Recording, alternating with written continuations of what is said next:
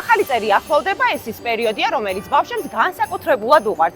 მაკდონალდსმა გადაწყვიტა, რომ ჩერნოვეცკის ფონდის ბენეფიციარები კიდევ ერთხელ გაახაროს.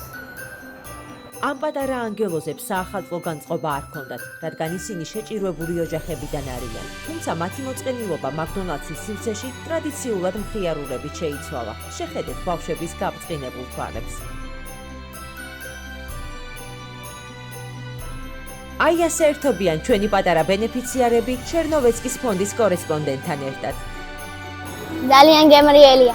გემრიელი გამასპინძლების და გართობის შემდეგ ბავშვებმა მაკდონალდსისგან ლამაზი საჩუქრები მიიღეს, რამაც კიდევ უფრო მეტად დაამაღლა მათი საახალწლო განწყობა.